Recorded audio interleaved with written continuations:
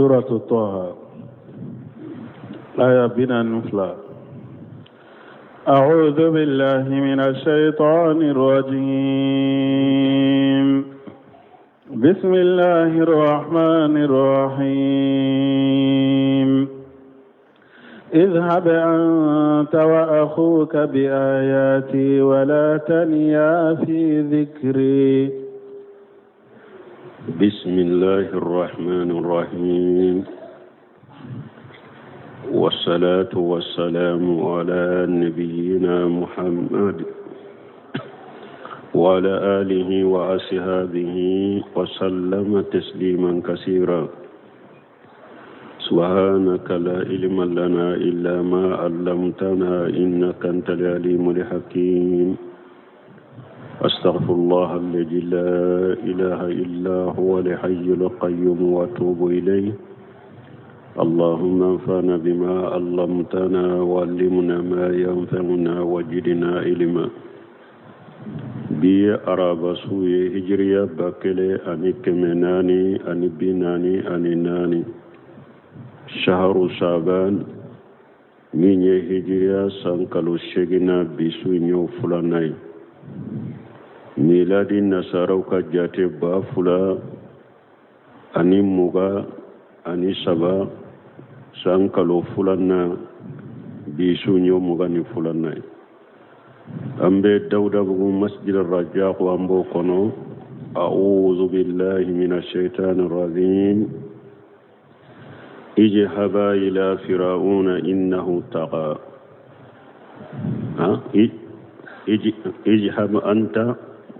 اذهب أنت وأخوك بآياتي.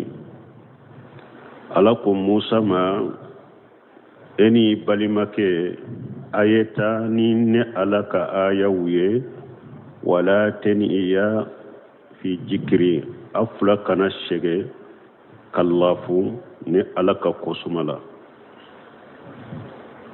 ني بآياتي بهججي وبراهين ومؤججتي ناقوي تاني ألك تامن شوية كوري مونينكا فوجا منون ديراوما أني دليلاو أني دشك في منون ديراوما ني حدما دموريس تشي أولافوني ألا ولا تنيا في ذكري. قرياني بناباس لا تبوتيا بناباس يام لا تبوتيا أكنا سومان كاكوسوم كفوليلا مي أكما سبتليني مونيه أكنا لافو أكنا شجع أكنا لافو أكنا شجع nka ne ala ka kosuma la fula ka ne ala kosuma parce que Musa ye Allahiru ta kofe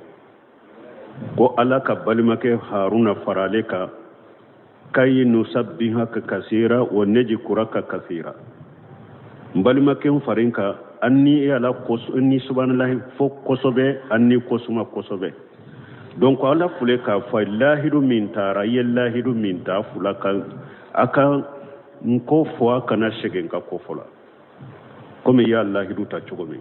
ani fana Abdurrahman Isadi ko minye ala ko sumani jikirun abe ala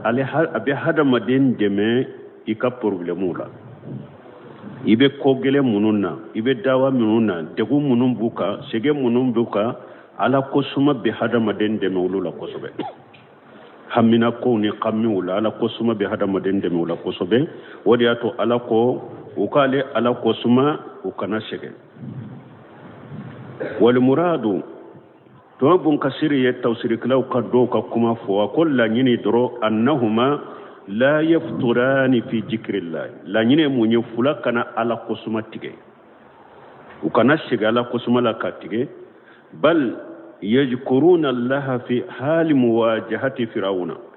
وكا على قسمة فرعون ونيسلم وقت فرعون ما وكا على قسمة ليكون ذكر الله أوانا لهما عليه pour على قسمة نك وفلا دم بغاية فرعونك وقوة لهما أنا على قسمة نكما فنغاية وسلطانا كاشرا لهم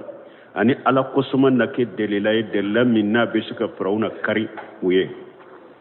donc wala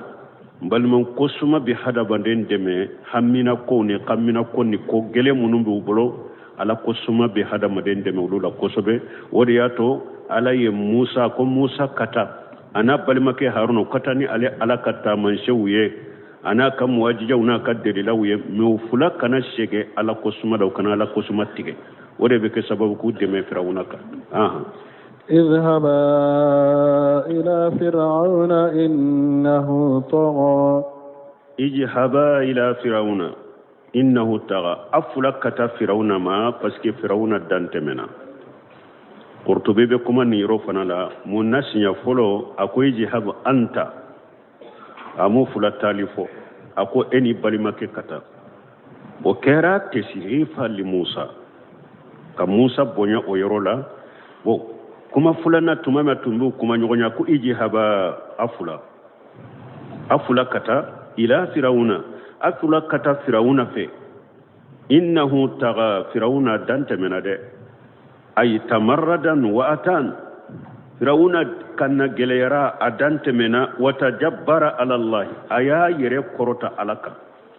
wa asahu ay ala soso firauna dante mena aya yere korota alaka ka ala soso afula katafe فقولا له قولا لينا لعله يتذكر أو يخشى فقولا له أم بالنغتة دو سرويا ني على كوي جهبا إلى فرعون إنه طغى نمبايرنا فرعون يكافر دي على جوجو كافري منكو على دويري من مساكدو ala ma fo Musa mani Haruna afula ka shigi bedde aye jo bedde kuna ka je kare kono aka wala ka kafiriya fo aka nankariya ka ko makere ibeta masake fede wodi ato cide nyere ko afdalu jihadun inda Allahi kalimatul haqq inda sultanin jahil ako jihadu nyuma kacinya kuma fo masake jengelen koro ama fo ka fo minbari kale ube kafo beddaw kono inda afe ni ba fe ka konanja ke masake ibe ta fere ikele na kele konanja min bi boloy ba fay na ya min alhamdulillah na ma min alay min bila e kayaki atoba le ni alaje akwaye tade faqula lahu qawlan layyina akakuman nugoma fo firawna ye la'allahu yatajakkara na ye kuma nugoma foye ana miri atunyina na minko ana miri katashi ala aw yakhsha ubi abi ala soso minna abe kuta mununa ana sira alanye ana kuta nunun bila hajihi ayatu bunkasir kunni aya fulede fiha ibratun ajimatu akota shi belebele badde beni ayala jate mina belebele badde beni ayala وهو أن فرعون في قية الأتو والاستكبار أيا ينفلك مينيرا فرعون فلي ميني دانتمي دا أني يربونيا دا فرعون بو أودلا وموسى صفوة الله من خلقه جيجاكا ni wakati min ni alabe Musa ci kata Firauna ma Musa ye ala ka danfe un suganti lende wakati ala ya ka danfe min suganti wakati o ye Musa ye wama haja bunkasir ko kafara ninka umira alla yuqatiba Firauna illa bil mulatafati wal layn kafara nimbeka ala ye Musa nyamariya ko akana Firauna kuma nyogonya de ni kuma nyogonya nyumante ani kuma nyogonya min kanno bunkasir ko ibratun ajim aka janto la de ibratun ajim nin tununa mo chaman de la dawala sisa nyanama yakono Firauna kanna gele danteme baga ala jugu min ko le kafira de ala do yere Musa ye ala ka don chugantile a wakati odo abe a ci dommi me akota Firauna ika kuma nogoma de fa aya nyamare ika kuma nogoma de fa kama qala yajidu raqashi inda qawlihi faqula lahu qawlan layyina jedi raqashi akunni kuma inni aya inna ya mani yatahabbabu ila man yuadihi akoya masa minni ebe mugo kanudo mugo dusukunna mugo mi ala ba ko ibe sagi ka kanudo mugo dusukun kono ya man ya masa mi ebe min ko ibe sage ka kanu kata mogoma oye jonye sisa firawuna ala jugudo na bake kayira Musa na Haruna la kuma nogoma de kafoy abake ka akanu du dusukun kono kuma nogoma de kafoy fa kayfa biman yatawallahu wa yunadihi ako cugodi masa min yenninke masa mun ibake ka jugu kanu do mogo dusukunna cugodi ni min ye ala bisi bagay cugodi ni min be ala wole ayeni yoro famwa ni ala jugu kera nin cogola cogodi mogo min yala ka bisi ñogoye silama don abe ala wole suni tile cogodi ebe kuma juguta ani kuma lankolo ani lahala jugu ani dusukunja ebo ta ko segere dawala na ya sura ala ka jugu yere de ninye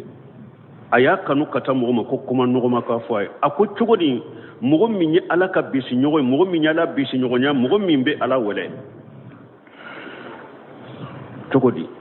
donc ni nya yira nan kan janto ni ronda wodi ya to qawla layna la law yatajakkara wa yaghsa ci den yire hadisa chaman nana an bai se to ka hadisa do nana dondola ani ci den be ka sokono yahudiya grupu do de nana ci den ma ko assalamu alaikum ci den ko wa alaikum parce que samu kore ko saya bauka ci den ko wa alaikum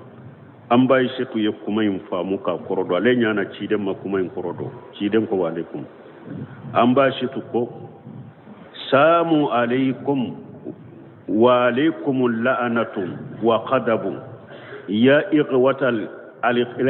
al-qinjiri ya iqwata al-qirdati wal qanajir an ba shi tu dimina kanin ko jiden ko mahali ya aisha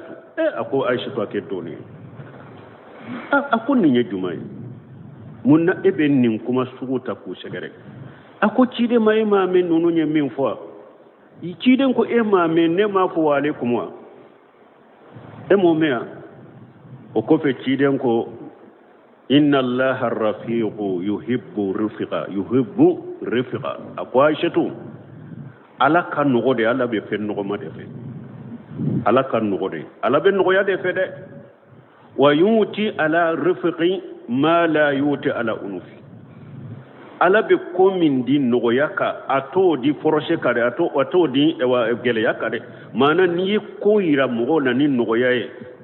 ala be komin dila ni nogoyaye o te dila ni foroshe de ko te dila ni foroshe to nyogo na dila de mana nogoya be se ka komin dila foroshe te se ko nyogo na dila de o ma yuti ala ma shiwahu ala be min di nogoyaka atadi geleyaka atadi geleyata nan fanaka ni hadisa muslimu yabo wa ani hanna nabiy sallallahu alaihi wasallam qala ananan bay setu bolo cogo watuni ko nabi nyuma ko inna rifiqa la yakunu fi shay'in la janahu jidan ko bay setu ma kon no ya fulede atede foila fo ba masir koko niya kene nogoya ya ko ni nogoya kera ni nogoya te do ko shila fo ba masiride wala yunzau min shay illa sanahu aw nogoya te bo fo ila fana fo ko sugu imbe cejuya nogoya bora koko la be cejuya ni hadisa fana muslimu yabo hadisa wore na ciden ko fa inna ma buisitum muyassirina wala tubu asu muashirina ciden ko wucira de kan nogoya de yira mogola ama cika gele yira mogola de ni hadisa fana bukhari kono hadisa wore na ciden ko yashiru wala tuashiru wa bashiru wala tunafiru muntafaq alayh hadisa wore be ciden ko aya nogoya akana gele ya de bashiru ay hada madun ni sonja de kana dinama wala tuashiru akana gele ya la shi hada maduma akana gele ya ni shi hada maduma wa bashiru ay hada madun ni sonja kana dinama wala tunafiru akana mugo boli ka bo dinala de yashiru ay no ya de ke wala tuashiru akana gele ya ira mugola wa bashiru aye mogo nisonja ko kanu kana dina ma wala tunafiru akana mogo bole ka bo dina la ni hadisa muntafaqu alayhi hadisa wurela ciden ko man yuharim rafiqa yuharimu alkhayra kullahu akom mogo ni ala yukumantiya hinala ani noyala ko ala yukumantiya herabela ni hadisa fana abe muslimu kono donc ode ya tumbalimu cide nyere katabole ninde Sheikh Abdallah Bumbani yeni hadisa usraha ako cide nyere katabole yeninde ana kademba yani nyogonje ni hadisa munu fule kafo ko cide katabole yeninde nogoya ana kademba yace al amru bil ma'ruf wa nahy anil munkar dawa ko cide ka jogotu nyenunude dawalo al amru bil ma'ruf wa nahy anil munkar do ana kademba yace cide tunye mogoya akanugo ودياتو ألاكو آيوري لا فبما الرحمة من الله لنت لهم ولو كنت فجا قليجا لقلب الله فدو من هولك ألاكو تشيدما ألا ينما منكيه وسبب لا ewa yere majigi ika nogoya yira mogola de linta lahum nogoya de ke nogoya umade nogoya ika jama bolode walau kunta fajja qalija liqalbi ni etunye mogoye ika kuma chogo manyi kuma jugu fola ni tunkera kuma jugu fola e qalija liqalbi ni dusukun ka giri yiddu sukun jalendo lam fadu min hawlika jama min fulay no fesa sisa mbasoro non be charla ka boy krefe balmo geleya dawala geleya al amru bil ma'ruf la geleya ikadambe abi hada madem bolini de ka ko keni geleya ni no yate kula dawala bi hada madem bolini de sababu min beke sababu ka mugo wele kana hada madde ka mugo wele kana dinama ويدا يبين نويا ديرو لا يباكي نويا دي مجليا بهذا مدون بوليده وكو آية وركونن قال ولا تجادل أهل الكتاب ادعوا إلى سبيل ربك بالحكمة والموعظة الحسنة وجادلهم بالتي هي أحسن هر كتاب الدنكو منو يكافر ويه بنكسر بنا آية إندو ادعوا إلى سبيل ربك بنا دو هر منو يكافر ويه على كو wajadiluhu billati hiya ahsan akon ni bu kuma nyogonyo kuma nyogonya mai hari kafiri donc balmo ninye nogoya ye tawsir kalaw ye munun fonni ayala wodi ato bon kasir ko ibra ajima bala wa qila qula lahu inni ila li afwi wal maghfirati aqrabu minni ila al qadabi wal uqubati doko قولا لينا قولا كو ألا كو آيها فواما كو ني ألا ني يافا دي كسرو ني ألا ني جنوب يافا دي كسرو كو يافا أني جنوب يافا أقرب مني إلى قدب ودي كسرو ني ألا ما كتم ديميكا أي نيوفاي ودي كسرو ني ألا ما كتم ديميكا نينكا جنغا كتا وقيل لا إله إلا الله دوكو قولا قولا لينا قول لا إله إلا الله وقيل أعذر إليه قولا له دوك أي أجرتك كبوا بلو أكا فما إن لك ربا ولك معادا فرعون تجيبي بلو ساقيرو بلا لأن بين يديك جنة والنار أوا أرجنة فنبيني جنة ببيني وقيل كنه بأبي مرة دوك قولا لينا قاكوري موني ما نئكنا ولا أتغول ده ika fama aba murra a kuniya de fo a welena ka kuniya de kana welena to yere wali hashilu tuma bun kasire nunun nata kullu nyini min aqwalihim la nyini ye munyenni e wadoni ke bagun ni tawsir kala fule kana nin kuma munun fo la nyini ye munyew ka kuma wala anna dawatuhuma lahu takunu bil kalam ar-raqiq al-layyin sahal ar-raqiq la nyini ye dro ufuraka kuma ka ke firawuna ma kuma nogoma kuma min kan nogo an nogo yalendo fana liyakuna awha fi nufusi puru kuma nogoma o de bese ka do hadam dusukun kono niun kono wa abulagan wa anja awa kuma nogoma de bese ka se mogoma jonna fana kuma nogoma de bese ka ewa anja ale de be ke saka sababu ka kisili ke netija be ye ale de la kama qala taala komi ala yere ya fo cogomi ud'u ila sabili rabbika bil hikmati wal mawjati al hasanati wajadilhum billati hiya ahsan suratul nahl akwa be komi ni ala yere ya fo cogomi ako weleli ke kati tigi ala kasirama bil hikmati ni kodonye anye nyen nunun tila oto anko hikima be yira jonna jahili do cinyanyini na do ata do de iben nin wele bil hikma ka wele ni nogoya ka dele la wira la parce que bambantite wal mawijati li hasana o be ke jonye mogodo ale ba do de manyinana abe fendo de manyinana ko mawijati li hasana be ke ka o hakili jiki wajili cogo nyuma ibe dele la foni ewa fo cogo nyuma e qur'ana ayaw hadisaw ewa mogo nyuma temene salafu ka kuma ubo fo aye ni kuma nogo maye bo hakili be jiki mawjati al hasan wayde minyinana wajadilhu billati hiya ahsanu ni nyede mogodo ewa afana bado me subu haw babulo kanna gelete de cinyanyini do me subu haw babulo donc ninta ibe ninde ke wajadilhu billati hiya ahsanu ibe ninde kuma nyogonya cogoya nyuma donc pour subuha munum babulo o fana kabo ale fana bolo nani na e jonye illa allazina jalamu ni mogo min kera kanna gele kati de sisa donc ola force be seka yerola ni fama munumbe pewore munumbe force be seka uyirawla illa allazina jalamu minhum hada ma dawnye nin kalite nani de dawala aya kono nana donc fo anka dawa anka latan ni togo de la no yakka kala hari kafiri o de ato hari sheikh albana yo de fo ako har mushriki min kam mushrikiya na kabbo katame bidia mo taka ako mushriki fula ala ko uma ija qila lahum la ilaha illa allah yastakbiruna ako me ciden tumbake ko weleni no ya de ma gele ya irula mushriko lu fana mushriko ye ako ni bidia mo ko ni kera chogo janko min bidia ma labo islamiya kono akera chogo mushriki ko ni taka juguna de mi har mushriku yu weleli la kitabe dunka weleli la ala ya ciden tumbe ewa weleli togo nyumande yirela albaniya ni aya kala wa qula lahu qawlan layna la law yatazakkaru yaqsa musa ni haruna ta ya kala o kofe aya kala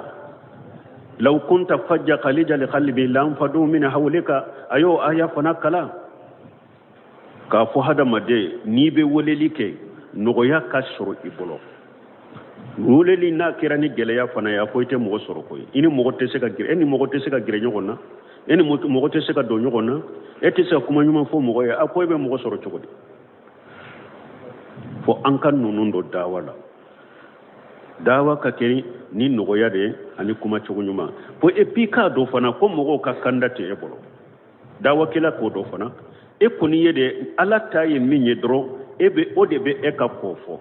ne atalina ta baliya fana na kadu dusukun ko na kana do dusungo rote bolode iko fana do eta ye foli drone ala yo fo e waci den fana yo laysa laka hudahum walakin allah yahdi man yasha ala ko ci de ma mo ka kandalite e ka koy ne ala de be mo kanda min kandali yenjiya ala ko ci de ma innaka la tahdi man hababuta walakin allah yahdi man yasha akoy te sika mogo kanda min kadi yekoy ne ala de be mogo kanda min kandalin kadi aya wore min nana ni ala ko tide ma innaka la tahdi ila siratil mustaqim o ye hidayati al irshad hidayati lisari de be dawa kala kono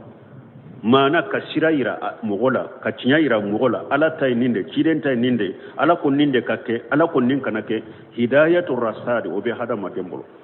o de be dawa kala bolo ne hidayati tawfiqi kuma ka kanda do mo dusukun kono ka be sababu ma ka kanda o te dawa kala bolo de o ya ala de ka baray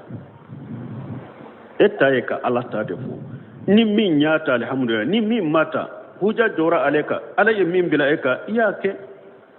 donc an kan janton nunu nan nafa be nunu da wodi ya to gon kasirere tuma me be doni aya la ko hajili ayatu fiha ibratun ajimatu akone aya jate mina bere bade bala donc qawlan layna ya do gon kasirin وقولا له قولا لينا لا لو يتذكر أو يغصى بنكسر يكما تشاما فولا كو تفسير كلاو يافو مي عبد الرحمن السعدي عليكو قولا لينا إنكرا ميني فقل هل لك إلى أن تزكى وأهديك إلى ربك فتخشى عبد الرحمن السعدي كو قولا لينا ينين كيدن موسى كوما فقول هل لك إكا فاما فرعون يا لا بيوا إلى أن تزكى أبيي كي رسنيوا قولا لينا موسى ما فو فرعون يا لم إبا بنكي سنيوا إلى أن تزكى كسنياني يري يا لا أبيي هل لك أما أنيا مريا فنا أيه كويرا لا دي كابلا سوا أسواجي كابلا سوا فقول هل لك كابلا سوا يا لا أبيي أما فرعون ما مبينيا مريا يكاكندا أيه كندا بلا كتا كسوا نيا قولا لينا دي فلنا إلى أن تزكى يا لا أبيي إكي رسنيا أما فنكي سنيا يا لا بيه كي يرسنيا أي سنيا لسانك كتا يردما بو نسرا بيبولو كتا نيما كي يرسنيا وأهديك إلى ربك فتغسى أو مبي كندا كتا إتيكي ألاما إبه سرا أنيه دونكو إبه أوا على سوسونا لا كتا من إبه أتوي درماني سادكو قولا لينا ينينده كما فوتشكو من فلنين ألاكم موسى هارون كنينده فو دونكو فرعون قال ربنا إننا نخاف أن يفرط علينا أو أن يطغى لعله يتذكر أو يقول تعالى إخبار عن موسى وهارون عليهما السلام على بنك باريا كبون موسى ما أني هارون على كتنبو فلك إنهما قالا مستجيرين بالله تعالى ساكيين إليه هارون موسى ني هارون يافو نو فلا بتانغا نيني عليه نوبو فلا بوكا كويرا على لا بس ايو تشيكتان ميما قال موسى اني هارون وفلاكو ربنا انت على اننا نخاف ان يفرط علينا ام بكسرا nantara firawna ma kana kurto ka giri ka yere kanka de ate so kala mere ambe siranna ya anye dora kana girianka na talla mere aw anye tira ubi abe dante manka ambe sironye de parce que firawna mo min do ambado ambe siran nan fula tara anta hari kuma chogo sura bolo abe gire anka ka korto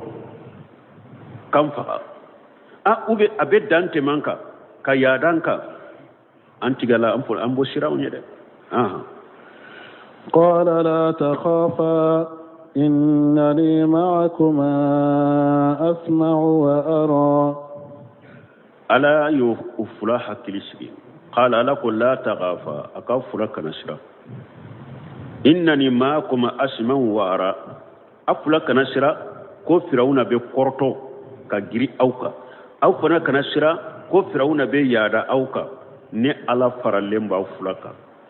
أبين كقرسيري نكتنغالي دكونو نكقرسيري باوكا نكتنغالي باوكا أسمعو أبي كما فومبا بمي وارا نياباولا فوي تاوسورا بين كقرسيري نكتنغالي دكونو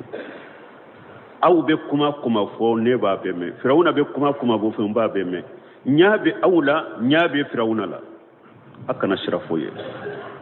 وفلاها كلي شجرا فأتياه فقولا إنا رسولا ربك فأرسل معنا بني إسرائيل ولا تعذبهم قد جئناك بآية من ربك والسلام على من اتبع الهدى تمام يا لا يفلاها كلي شجكو كتالبو فرالمبو فلكا أبوك كما من يابولا أي لا تخاف منه ولا نيني من يفلك نسراني ده فإنني معكم أسمع كلامكما وكلامه نيبا أو فلك كما من بفرونك كما من وارى مكانكما ومكانه نيابي أو كيرولا نيابي فرونك كيرولا la yakhfa alayya min amrikum shay'un aka ko shite dogone alala wa alama afula ka do fana anna nasiyatahu bi yaddi aka do ko firawna tenshi benne ala bolola fala yatakallamu ateseka kuma wala yatanaffasu ateseka nina kili wala yabtisu illa bi jinateseka fuyi mina nini ala de maso nini amin bebe ni ala de bolo ateseka kuma nini ala de maso ateseka nina kili nini ala de maso ateseka fuyi mina ni ala de maso wa ba'da amri wa ana ma'akum bi hifji wa nasri wa ta'id ewa nya nkelen ko fe kawnya mariya kwa katade ne faralemba fulaka ninka tangali ninka demeli aninka sembenti ali akana sirwa aita fata yahu Musa ani Haruna hakili sigira ufulana na Firauna ma faqula uko Firauna ma ufulako Firauna ma inna rasul rabbika ewa Firauna aw ni tigi alaka cirende kana yimade qad taqaddama fi hadith al-futun bun kasir ko alayya fokatme hadith al-futun la anko hadisa jammi amasaha annahum makasala babin hina la yujanu lahum summa ajina lahum ba'da hijabin sadidi me ni ye israiliyati de do ko Musa ni Haruna nale Firauna dala ku ye sankelende ke ko amaso ka do me kuma israiliyati de do abe hadisu futuni ndo kono bun kasir fule ka korea ke katawde ma ko afora hadisu futuni kono kunana kame adala ko amaso ka siraduma ku maso ka siraduma ukado me o ye israiliyati de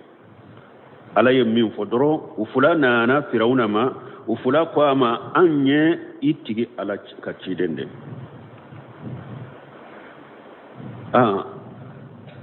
qad jinaka anna nima bi ayati mi rabbika anni taman shewdo nani makabuiti alafi abi dalalati wa muwajjati mi rabbika anni dalilau nana anni kabakon deshe ko do nana taman shewdo nana kabo itigi alafi kana ima wassalamu ala man tabal huda kanda ni mugo min kandara kishibiye kisibe mugode ni mugo min tukura kandako ay wassalamu alayka in taba'atal huda la nyine munye Firauna kisibika ni e kanda bato ni tukura kandako kisibika wali haja lamma kataba rasulullah sallallahu alaihi wasallam riqali ajimi rumi kitaban kana awwaluhum ninde koso tumami cide nye letri sebe kata urumi mugobama ama har ni hadisa fo chogofo bumbaji bo fana fo ko welele ka kenin noya ko ciden fule hari masake kafiri baw na be letere sebe katuma a be letere bonya de sebe katuma ka sabu ka bonya de sebe letere kono ciden ka letere do fule bun kasiri bado bismillahir rahmanir rahim min muhammadur rasulillah ilahi qala ajim uruz mai tumam ciden bismillahir rahmanir rahim sabe akon nimbora muhammadu fe ala ka cide a wakat abe takata hiragani ma ajimi urumi ka mugoba cide ma fuko kafir masake do ni ala ka cide ne ta bonya ka kuma lankolo foye ka kuma jugu foye aye abonya mimba ka jamana la ajimi urumi ama fo ale kone ka mugoba na ka mugoba do cide kone ka mugoba te ode yato aya kan mu ba ya sagi kataka mugoma aya sagi kataka jamana ma ajimi urumi kan mu ba salamu ala man tabal huda awa kisibe mugo kade ni mugo minye kanda sirabato kisibika amma badu o ko fe ciden ko nin temena fa inni adiuka bidayatil islam ako hire galiman nabi wole kata silamiya wole nabi wole ni silamiya wole liye ika silamiya faslim islamiya taslam ibekisi yutika Allahu ajraka marratayn irakali ni silamiya ala bika saradi masina fula togodi parce que kitabet dunke ofule kitabet dunke min limanani ewa Isa ube illi manani Musa Muhammadu fananana illi mananoye sarafula debiye yelli man yam min keni ka kitabu ya ni kan nabi nyumai ani yelli man yam min keni qur'ana ne cidenye o sarabe sarafula de biye wodi ato ciden ko hiri gali masilami ya sarafula biye yutika allah ajraka marratayn ala bi ka saradi masinya fula wali haja qala musa wa harun alayhim assalam li fir'auna ninde koso musa ani harun ala ka kisibu fulaka uko fir'auna ma wassalam ala man tabal huda uko fir'auna ma ko kisibe mogoka ni mogo minye kanda batu mana kisibi ka niye kanda batu kisibi ka niye kanda batu chaw salu fawjani nyinin kara yala silama ni balima silama benna ube be letare sebe kati balima silama be se kan nin foye wassalamu ala man tabal huda kolla akon nimbe fo kafiri de iten nin foy balima silama re kanan ni sebe balima lettre la kati balima silama ma ni balima silama benna kanan nin fo le chogo fay e ba fo assalamu alaykum wa rahmatullahi wa barakatuh mi wa salamu ala man tabaraka do be fo kafiri de إنا قد أوحي إلينا أن العذاب على من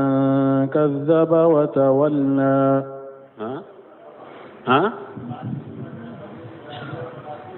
أنت من الدولة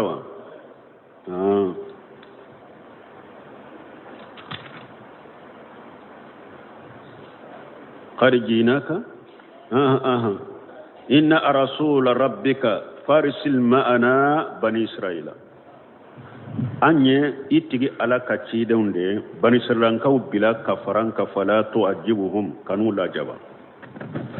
parce que kunun ko Musa ni Haruna cira Firauna ma ye ko fula de foy folo ka wele kata tawdima fulana bani Israel kaw tumba bolo la jaba minna kay hera kuye akul la jabali toy wode fule ka foya tawhidi ko fe wiye min foy bani Israel kaw bila ka faranka kanu la jaba parce que bani Israel kaw de tumbe Firauna bolo la jaba dambe la wulu de tumbe misra ka bara gelembeke ujola mawde tumbe Firauna ka jama bolo ko mi jonde bara geleni la jaba be dawka bo tawhidi ko fe ala ye Musa ni Haruna nyamare o ka fo Firauna ka bari sedan ka ba bolo la jaba ni janga kata minna akubila ka bo aka janga kata na kala jabali ko ka hera kuye qad jina ka bi ayati rabbika anna nima ni tigi ka ala kata man suna ka delilawe wa salamu ala man tabalikuda kisibe mogo kani mogo minye kanda bato mana kisibe ka Firauna ni tugura kanda ko inna qad uhiya ilayna awa alaye wahauci amma kana in wahu min dira ema kana ma قد أخبرنا الله فيما أوهاه إنا قد أوهي إلينا على وهوتي أما أن الأجاب على من كجب وتولى أو كل أجاب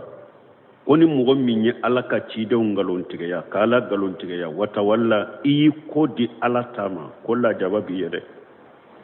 ay qad akhbarana allah fima awhahu ilayna min alwahy almasum ala yankibariya ala ye wahaw minci amma wahaw min tangalendo ni galon tala ala ye wahaw ci amma anna alajaba mutamahhidun liman kajjaba bi ayati allah awa kolla jaba be mogoyede mogo min ye ala ka ayaw galon tigaya ko lajaba biye watawalla antati ni aya ko di ala ka batoma la nyini yo ode inna qad uhiya ilayna anna la ajaba la man kajjaba la jaba be mo ko la jaba be mo ka mogo min na ya ala ka ayaw galon tigaya watawalla ay antati la ani ni mogo min ya ko di ala ka batoma kama qala ta'ala fa amma man taqa abe ko minana na aya wore kuna la ko ni mogo min dantemena wa asara li hayata dunya ayen nin jiya nyana mayre suganti Allah garaka fa innal jahima hiya al mawa jahannaba de ishibiyoi aya wore kuna la ko fa anzaratuhum nara talajja fa anzaratukum nara talajja ne bawu baka kabo tasuma de matasuma min be mene la yaslaha illa al asgha مغشيت بلا وتاسما كنو نيكونا غوتي اللي كجبا مغمي نيالك آية وقالون تغيا وتولى آية كودي على بطوما وقال تعالى لكم مسامين كرتالين فلا صدق ولا صلى نينفلي جهنم ديالا بافواي نيما على تيغيا أما صلي ولكن كجبا آية على آية وقالون تغيا وتولى آية كودي على بطوما أي كجبا بقلبه ayalaka ayaw galontigana dusukunye watawalla bi fi'lihi aya kodi alama naka ke walau fanai awa wa hauci ramma konni mugo benin chogola donc ko la jaba de biyede qala faman rabbukuma ya musa yaqulu ta'ala mughbira an fir'auna ala ba fo masamin kortalin na banki bariya kabo fir'auna ma annahu qala li musa munkira وجود الثاني لخالق فرعون يافو موسى ني فرعون بان نكريا قدام مساته إله كل شيء وربه ومالكه مسمي يفهم بتيجي مسمي يفهم كبتو في مسمي يفهم بكمر بغي فرعون باكي كان نكريا فوقته قال فرعون كو فما ربكما يا موسى أكو موسى أو فلاتيجي جودي parce que Musa ko itigi ala ode ya anchima ode mafwa mais Musa ma le tigi fokoy est ce que ma fo ko fi an itigi ala de ka chide nyawe Musa mo de fois hein mais Firauna ale ya yere bo ala ka ewa damfe yala hein ka ala ka tigi ya ka dambe ka ta Musa ode makaya ale ka alate kala kan nan kariya alaka ala nan kariya mana alate alela ko la nyini fule ode alate alela ko ayi alaka ala yal nan kariya alate alela qala fama rabbukuma ya musa akum musa ini haruna aw fula aw tigiye jonye ne konite tigite ne law aw fula de tigiye jonye la hawla wala quwwata billah ay allazi basaka warasalaka man huwa minye echi kana jondo fa inni la arifuhu wama alimutu lakum min ilahi ghayr neta do koy parce que nete tigi do awla nete ala do awla ni nete jondo donyici jondo minyici jondo neta do koy parce que nete tigi wore do awla ni nete قال ربنا الذي أعطى كل شيء خلقه ثم هدى قال موسى يا جابي ربنا الذي آتى كل شيء خلقه ثم هدى أو موسى كو أو تجي مسألة آتى كل شيء خلقه مسمى دانفين دانفيني دانشوا من كاكايا دانشوا داما دانفين دانفيني دانشوا من كاكا kata hada madena ka hada mariya min kaka nilla halam sufe munun kaka yu kala ni mishide do ani akam mishiya ani bonya min kaka ni farikolo min kaka ni shi munun kaka yu kala ni nyame de do ani bonya hakke min kaka ani shi hakke min kaka ayo kala ni sagado ale fana ni dogo yale hakke ni bonya hakke min kaka ni shi hakke ni sufe munun kaka kala ayo kala masam minye dam fembe ini dam togo min kaka aya dima kele summa hada o kofi ayi kanda katika nyanama ya togoma ikanyanama ya togo ibe hera sama kana yire ma togo mi ko yirila ibe tora nyoni ka bo yire ka togo mi ko yirila dan fembe har baga akan nafa be minna ba kan nafa yin sama kana ma togo ma bodo aka tora be minna be bolanya togo mi be ka tora nyoni ka bo yire ka togo ma bodo qila خلق لكل شيء زوجة دوكو ربنا الذي جعل كل شيء خلقه ثم هدى قيل خلق لكل شيء زوجة قدام فين دام في بي على يفرمسو داي دام فين دام في على يفرمسو داي ثم على يفرم وقيل دوكو وفهمنا وقيل جعل الإنسان إنسانا والهمار همارا وساعة ساعة doko kaddam fembe dancho dama aya hada madenke hada madaya ye falike fali yare bake bay kata wa qila ata kull shay suratahu doko ko ye danfen be sawra dima mana ini sawra min kanka ikanka dancogo mina yokiye wa qila sawwal khalqa kullu dabati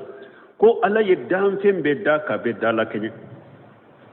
وقال سيد بن جبير في قول آتا كل شيء خلقه ثم هدى أي قال آتا كل ذي خلق ما يشله من خلقه دانفين إني دانشوغو من كاكا على يوكيه ولم يجعل للإنسان من خلق الدابة هذا ما دي على ما دابا نيني ايوا بغان دانشوغو على موكي هذا ما دينا ولا لدابة من خلق الكلب min ye daba fana ye alama ulu fana sawra ni ulu ka dan cogo di alema wala li kalbi min khalqil insan ulu fana alaba hada maden ka sufe una ka dan cogo di o fana ma wa ta kullu sayyi ma yanbaghi lahu awa alaka dali ko fe ka dan fembe dan idan cogo la ini dan cogo min kaka ayebe kanda katai ka balo cogo fana ma yanbaghi lahu min kaka ye ayi kanda katoma min nikahi فرولا وحيا كل شيء على ذلك اي دامفين كلين كلي فنا لبه او كما اي كانيانا مو ياتغو ابي بوغو تشوغو مي ابي بولو تشوغو ليس شيء منها يشبه شيء من فعاله في الخلق والرجع والنكاح ني دامفين لاجي iba soro damfen do ka ke wale ani damfen do ka ke wale tekelenye fil khalqi damfen do ka dancho ni damfen do ka dancho ko tekelenye damfen do ka garjaga ni damfen do ka garjaga tekelenye wonni ka hay damfen do ka furuko ani damfen do ka musoko ani damfen do ta tekelenye beni chogo min kaka ikanyana ma chogo la yo dekiye wa khala badul mufassiruna tawsir kala doko ata kullu shay qalahu summa hadaka qawlihi ta'ala konni aya min fulani nye ani aya wore de be nyugon tawsiri wallazi qaddaran fahada masammi nyidam fembe dali datige kabbe kanda katika nyana ma chogo ay qaddaran wa hada li qalaiq ilayhi alay latige kadam fe un kanda katuma ay kataba li amala wa li ajala wa li arjaga alay baraw shebe alay lajalu shebe alay garjage shebe summa li khalaiq ma suna la jalika o ko fi hada madembe be tama wulude ka ala yakko munu latigi la yahiduna anhum wala yaqdir ahadun ala al-khuruj awa danfe ala ye danfe unda kallatige munun latige ko danfe un katama o ka danfe tese ko je ite se ka bo sira ko ne se ko je ite se ka bo kono يقول ربنا الذي خلق الخلق وقدر القدرا وجبل الخليقة على ما أراد يقال وبافكو ربنا انتي على الذي خلق الخلق على دي مساي نا يدام شوندا وقدر القدرا اي لا تيجي ولا تيجي وجبل الخليقة على ما أراد او اي او اقدام فين فنا دافين كا يميل لا ني اي فامنا بولو donc an tigi ye masamminye danfen be da ini dancogo min kaka ini saura min kaka kido ola ka sage fana i ka ɲanamo ya cogo i be nafa sama kani yere ma cogo mi ka tora ɲoni ma ka bo yere ka cogo mi ko fana dima donc ala min ye nin ke donc an tigi ye o ala de musa ye nin fo قال فما بال القرون الأولى قال فرعون كم موسى ما يادو هذا مدين ni ye delela jo hada maden ka doro atese ka delela usali abe kuma wore de bila shen koro pour ka mo nyambi al muqalatan ube jaman nyambi chogo mi doro har sisa bambanti be jiyan kono e ka tawhid kuma fo ka aya fo sunna mo ka sunna e ka qur'ana aya fo ka sunna fo ka salafu ka kuma fo ni ye huja jom mo nonon ka e ka sigi kulame de la te fo o beta boni boyoro doye ki mununo abe min ka yere de we bode ka wulu beta do sira were de ka jamanya kambi dron parce que misali la sisa ni mo doye fendo ko e ko ciden kote bon ale ti nyinin ka de e ye ciden ka hadisa min ko abe min hadisa isa halendo masa ato e ciden ye folo ya mukhalata e ye ciden ye folo jama fu be woyo man kambe wule ama cide nye kone e ma cide nye ba foko cide kote betanin defu do della kake ani majirsi karamogo do burusu la famfelaw na karamo bare do tumbe sunna mogote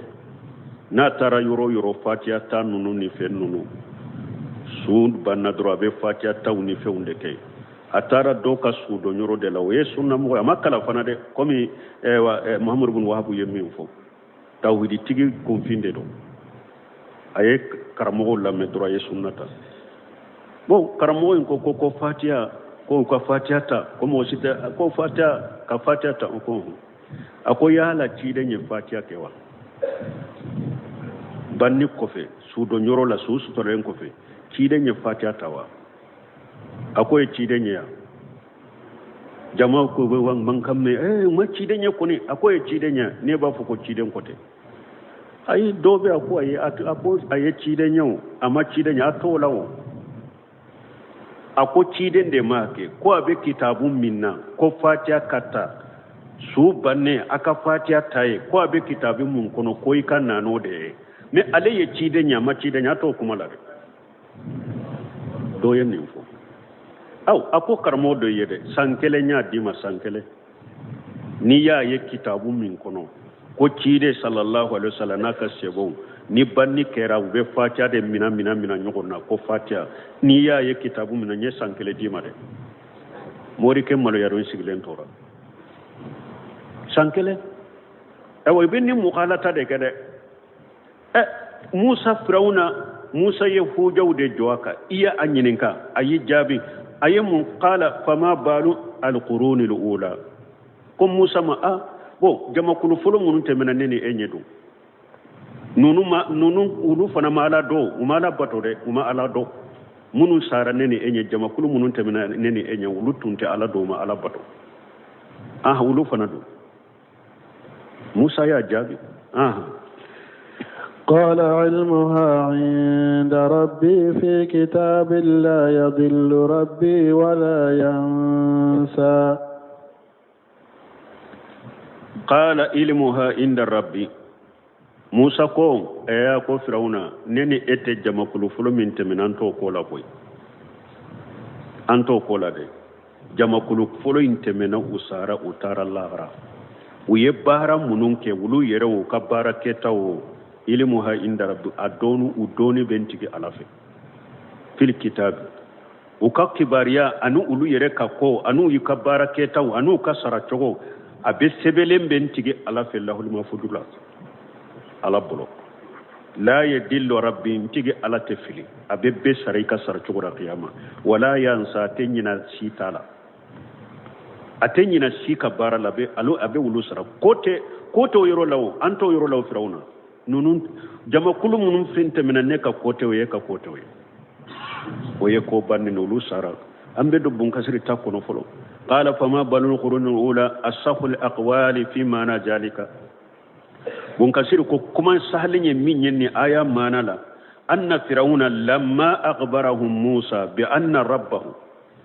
tumam Musa ye Firauna kibariya ko aletigi ala risalahu ko ala yaci huwa alladhi khalaqan wa rajagan wa qaddan fahadan wa qaddara fa ahda Musa ye Firauna kibariya ko ala de ye dalike ala de ye garjegelike ala de ye ko latige ala de be kanda katika nyana moya chugoma sara Firauna donna munna ya hataju bil qurunul ula Firauna fuleka domin na Firauna bake ka huja ke ni jama kulu fulai ay alladhina lam ya'budullah jama kulu fulu munun temena numa alabato ay fama baluhum akum Musa ma uluka kibariya be chogodi ida kana al-amru kama taqulu lam ya'buduhu bal abadu ghayrahu na ya soro kobe komi ya fo chogomi ni kobo o chogode la jama kulu fulu munun temena neni enye uluma alabato ye ala tanade bato ulu fana ka kibariya be chogode wala وقال له موسى في جواب ذلك موسى قوى ما جابولا هم وإن لم يعبدوه جمع كل فلو منتمنا هرنا يسروا لما على بطو فإن أملهم عند الله مدبوط عليهم